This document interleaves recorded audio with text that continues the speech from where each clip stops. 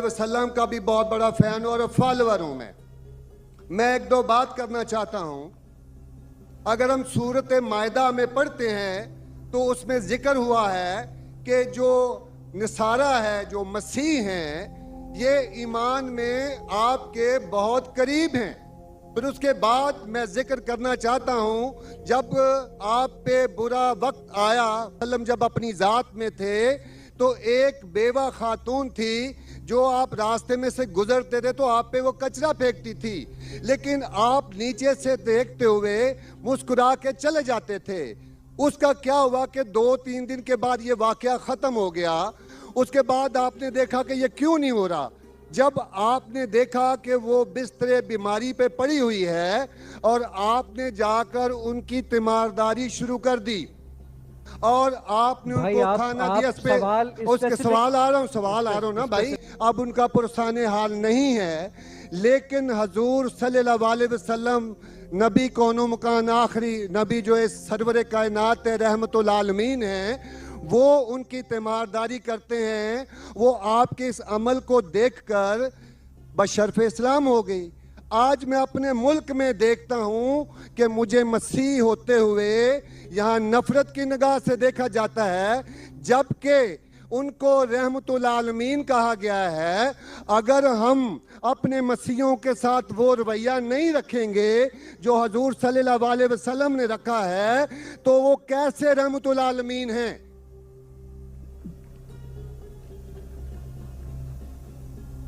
जी बहुत शुक्रिया आपके सवाल का।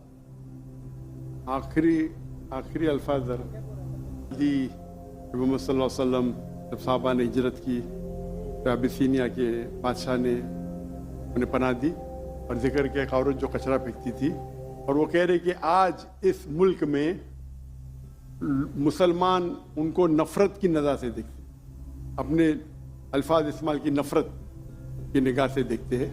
तो क्यों, जब अल्लाह के रसूल रहमतुल आलमीन हैं तो मुसलमान नफरत की निगाह से क्यों देखते हैं।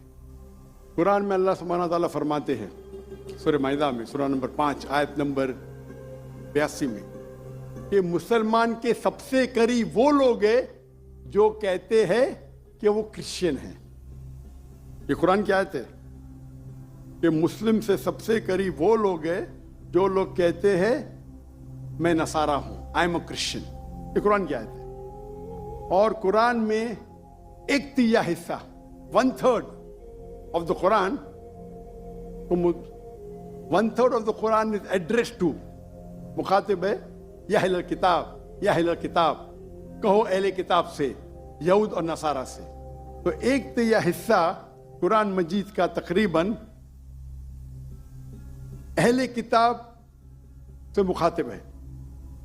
और आपका सवाल कि अल्लाह के रसूल रहमतुल आलमीन ने बेशक है, कुरान की आयत है सूरह अंबिया सूरह नंबर 21 आयत नंबर 107, वमा अरसलनाका इल्ला रहमतुल आलमीन, कि मोहम्मद सल्लल्लाहु अलैहि वसल्लम अल्लाह ने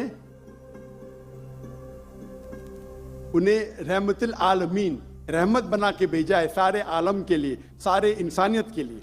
वो बेशक है, उस पर कई किताब लिखी गई। अगर आपको मुसलमान नफरत से देखते हैं, उसकी वजह जानना जरूरी है। मुसलमान तो दूसरे मुसलमान को नफरत से भी देखते।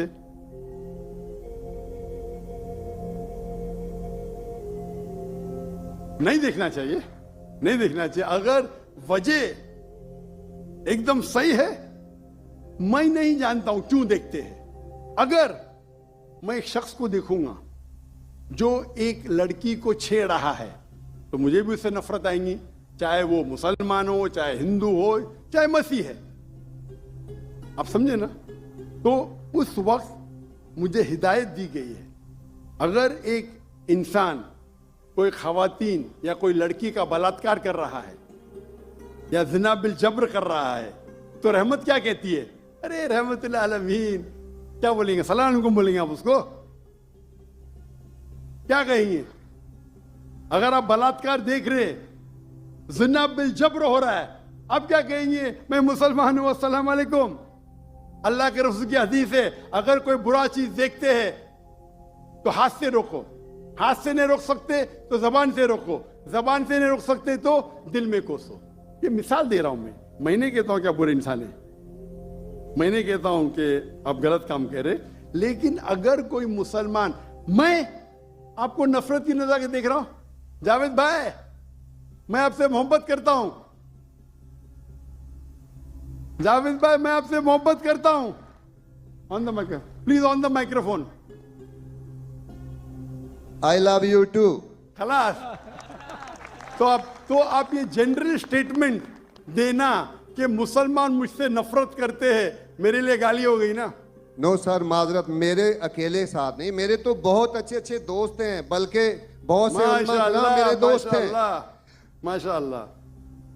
इज्तमाई तौर पे कोई एक आदमी गलती करता है तो हमारे चर्चेस के ऊपर चढ़ाई हो जाती है, हमारे सामने हमारे ईमान की धज्जियां उड़ाई जारी होती हैं और हम खामोशी से एक गिद्दड़ की तरह खड़े होकर देख रहे होते हैं, क्योंकि हमें यह नहीं सिखाया गया है। मैं इज्तमाई बात कर रहा हूं। अभी पिछले दिनों ये पूरा मजमा जो है पूरा है। भाई साहब ये सवाल जवाब का सेशन है, तकरीर का सेशन नहीं है। तकरीर के सेशन के लिए आप एक हॉल हायर कर सकते हैं।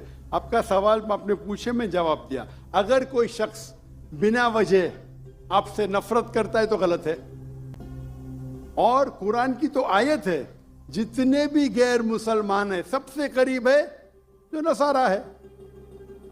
अगर आप कुछ गलत काम किए और कोई नफरत करता है, वो भी कुरान की आयत है। कुरान की आयत है सूरा नंबर 41 आयत नंबर 34 सूरह फुसिलत चैप्टर 41 वर्स 34। अगर कोई आपके साथ बुरा बर्ताव करता है उसका बदला अच्छाई से दो। जावेद भाई मैं आपसे बात कर रहा हूं, अगर कोई आपसे बुरा बर्ताव करता है तो कुरान फरमाते, अल्लाह ताला फरमाते, उनसे अच्छा बर्ताव करो। आपको क्या पता कि आपका दुश्मन आपका दोस्त बन जाएगा। ये कुरान की आयत है, सूरह फुसिलत सूरा नंबर 41 आयत नंबर 64। तो अगर कोई मुसलमान कुरान पे अमल नहीं करता है तो वो नॉन प्रैक्टिसिंग मुस्लिम होगा। मतलब हर मुसलमान तो मैं नहीं कह सकता अच्छा है, और अगर कोई एक शख्स कोई गलती करता है, आप जैसा कहे कि पूरे कौम पे चढ़ाव करना बिल्कुल गलत है, इस्लाम में भी नहीं है। अगर कोई एक शख्स गलती करता है और वो सजा का हकदार है, उसको सजा मिलना चाहिए। उसका मतलब नहीं पूरी कौम। इनफैक्ट अगर आप हिस्ट्री पढ़ेंगे, आप तारीख पढ़ेंगे, आप तारीख में पढ़ो, चाहे वो 6ठी सदी की हो, 7वीं सदी की हो, 8वीं सदी की हो, आप देखेंगे सबसे महफूज अगर कोई जनरल दीन को फॉलो करने, वो इस्लाम के रूल में, इस्लाम अगर रूल कर रहा है उस शहर को, तो जितने गैर मुस्लिम थे वो अपने आप को महफूज समझते थे। क्यों? इस्लाम में है कि आपको इस्लाम कबूल करने का करो, नहीं करने का नो प्रॉब्लम, एक जजिया दो। ये जजिया कुछ बड़ी अमाउंट नहीं, आपकी इनकम टैक्स से बहुत कम है। जजिया मतलब आप मानते हैं कि ठीक है आपको इस्लाम नहीं कबूल करने का, लेकिन मैं आपके अंदर पनाह चाहता हूं। तो जिजिया टैक्स आप देते, आप कबूल करते, और जब जिजिया टैक्स देते आपको प्रोटेक्शन मिलता है। इस्लाम में कहते हैं दिम्मी। और आप अगर इस्लामिक शरिया रूल के अंदर गैर मुस्लिम हैं तो मुसलमान मुल्क का फर्ज है कि आपको महफूज रखे, आपको कोई छू नहीं सकता है। और अगर जंग होता है तो आपको लड़ने की भी जरूरत नहीं, बाकी सब मुसलमान को लड़ने पड़ेगा। और जिजिया बहुत कम है, इनकम टैक्स का तो स्मॉल परसेंटेज है।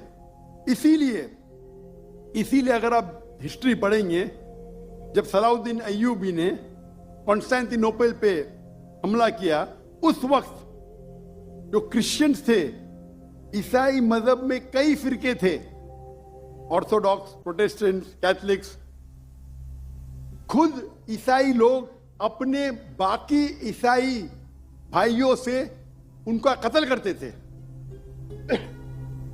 और जब इन लोग ने कॉन्कर किया कॉन्स्टेंटिनोपल को, तो मुसलमानों पे जुल्म किया। तो जब सलाहुद्दीन अय्यूबी ने कॉन्कर किया तो ईसाई लोग डर गए कि अभी तो हम लोग की मौत आ गई। तो उनने कहा, मैं सलाहुद्दीन अय्यूबी हूं, मैं मुसलमान हूं, आप मेरे राज में महफूज है।